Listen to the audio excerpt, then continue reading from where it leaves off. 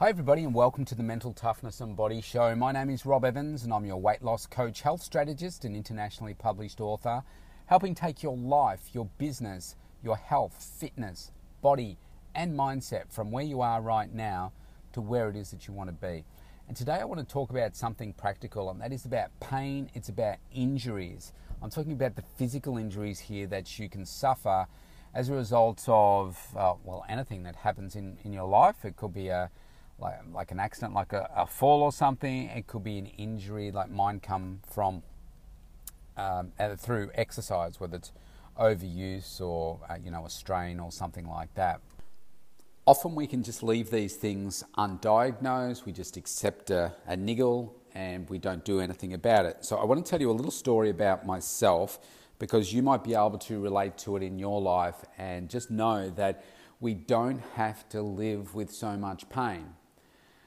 Because when we can be pain-free, life starts to change. If you talk to many elite athletes, retired athletes, one of their biggest issues is pain now, because they've depending on the sport, they've put their body through so much training, so much injury, so many surgeries, that now they are really in not a great position. So I'll tell you a little story about me. So I've never played competitive sports, so I haven't had any broken bones or anything like that where, there's tackling of people, twisting an ankle, doing that kind of stuff. So I found, like 33 years ago, that I really loved lifting weights.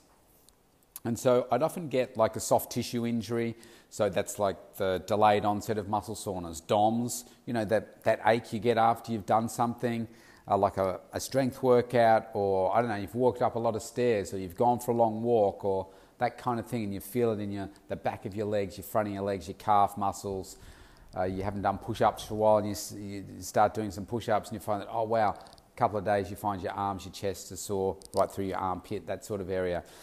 So I would get that from time to time, and every now and then I'd be on a particular training block and I'd push maybe a little bit extra hard, and I would find that my shoulder, my right shoulder particularly, would get a little bit sore. And I didn't really think too much of it. I just rest a little bit and, back off the training, massage, all that kind of stuff. I would just do it by myself. I'd have a nice hot bath, put maybe some deep heat or, something that gets some heat into there. I'd use ice packs, that kind of stuff, and never really thought too much of it. So this went on, and from time to time, it would flare up in the right shoulder, and I just think, oh man, I just need to back off a little bit. Then it got to the stage where I was doing consistent training, and because you get used to pain when you're training, because you're pushing into that lactic acid burning feel, you just keep pushing into that. So you become tougher and tougher through doing that. And so after a while, I started to block out the pain and not push through it, but certainly push into it quite a lot. And it got to the stage where I was training for years like this, and say 15, 20 years have gone by of training, and I'd start to go through a focus period of time where I really wanted to achieve some strength goals. And I would get to a certain level and then I would plateau. And what would hold me back was the pain I was getting through my shoulder. And I got to the point where I knew that this wasn't a good pain. I shouldn't be getting this so frequently, so it's time to do something about it. So I picked up a client who was a physiotherapist, and I started going to her. And the physio wasn't really, it was having some impact, but it wasn't changing it dramatically. So what we did was had an ultrasound scan. So the ultrasound came back and said that I've got tendinosis, not tendinitis, but tendinitis is an inflammation of the tendon in the shoulder, like around the rotator cuff. But tendinosis is a thinning of that tendon, which is irreparable. And so when I heard that, what I did was said, okay, obviously I'm not going to be able to lift heavy ever again, because if it tears, pardon me, I'll need to have surgery, and I didn't want to have surgery. So I ended up thinking, wow, that's the end of that particular goal, my strength goal. I'm not going to be able to lift heavy again. And so we continued on with the the physio and my training, and I'd backed off things for quite a period of time. And after about 3 months, I wasn't really making the progress that I thought I should have been. So I said to the physio, look, can you refer me to that next level? Because I just want to go further. And so I got referred to a sports doctor. He had a look at the shoulder. He said, yeah, it's definitely your rotator cuff. He said, here's what I suggest. He put me on, I think it was a 3 to 4 week program of anti-inflammatories, really strong ones. And it was 2, one at night time that I would take, and others that I would take during the day. And he said, let's see what happens during that process. So I couldn't do heavy training, had to keep up with my physio, and I did that.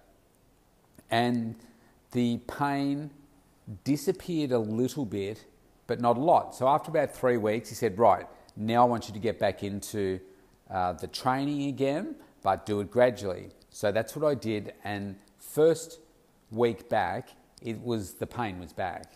And I said, no. I rang up, made another appointment, went back and he said, right. He said, we need to give you a cortisone injection right in there. He says, I'm going to send you to the guy that's the expert at this. He works with all the high-level athletes.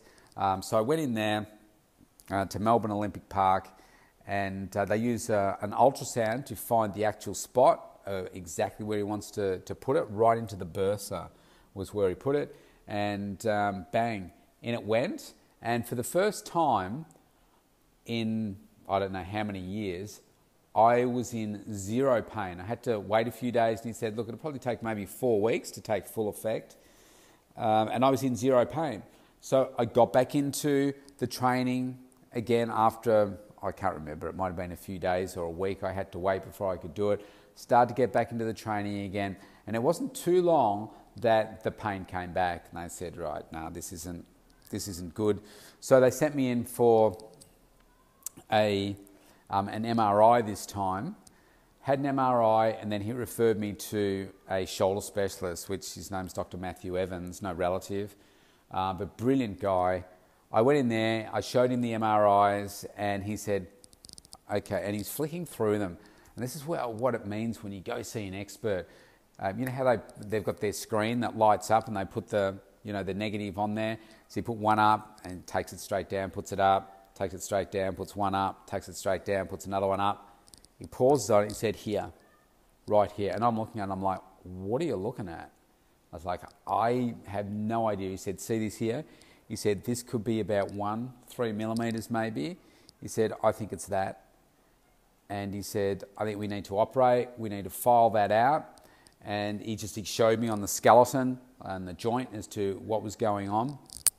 And he said, I think you've got an 80% chance of getting back to 100% strength and pain-free. 80%. I'm like, wow, really? And it was just the way that he told me and the confidence that he had in what he was doing that I said, yeah, let's do it. And within 6 days, I was in surgery having it done. So what they did, well, here was the issue. The ultrasound was misleading. And this is a problem with some of the technology. The ultrasound doesn't give you everything.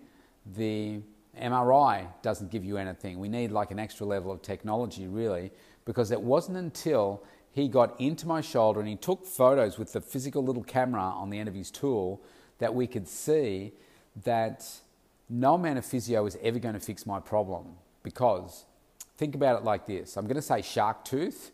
Imagine a shark tooth sticking out of your bone. And every time I lift my arm above my shoulder, that little shark tooth rubs against the tendon and the bursa. And so it's like rubbing backwards and forwards, backwards and forwards, backwards and forwards all the time. Because think of how many times you're moving your arms out in front of you and above your head and everything. And he said that is what's caused it. And he showed me my bursa. The bursa should be white, and it was red and pink and covered in what I would say, if you could imagine cobwebs, like really thick cobwebs. And he said, I cleaned all of that out, and he filed off the bone, he filed off the shark tooth, increased the gap between where that shark tooth would not hit anymore. And he said, you know, that's it. And he said, you don't have tendinosis at all. But that's what the ultrasound was showing. But it wasn't until he went in there and he showed me a photo of the tendon. He said, there's the tendon. He said, it's perfectly healthy, white, strong. No issues, no damage to it. I thought, yes. So because of that, I then went through a period of rehabilitation. Now, here's the thing when it comes to the injuries. What do most people do when they're in pain? They go and see somebody when they're in pain and they expect that session to fix the pain, and then when they leave, they don't have to do anything, and if they're in pain, they'll just go back again. Well, the problem with that is you've got to do your homework. And your homework is your rehabilitation exercises, your stretching exercises, and those types of things. Now, I was told that my bursa was going to probably take 12 months to fully repair and regrow and rebuild. And probably about 12 weeks, and I would start to be pain-free. Now, what I noticed was it took me longer than that. And it was probably a full 12 months before I said, yeah, I'm in no pain at all from using the shoulder. Now, what I did was I went from doing rehabilitation 3 times a day for many weeks to once a day for many more weeks and months to 3 times a week to now I still do it 3 times a week before each workout that I do to warm up the shoulder and everything. So that's how long it took. Hundreds and hundreds of hours of rehabilitation and persistence. But why did I do it? Because I wanted to be pain-free and functionally strong and be able to lift heavy again and do the things that I wanted to do.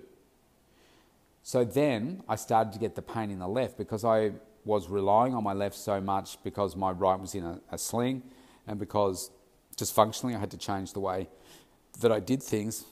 I noticed that my left was doing the same thing, and I thought, I'm going to have exactly the same thing. It was a genetic issue, and I went in and said, yeah, look, you're probably right.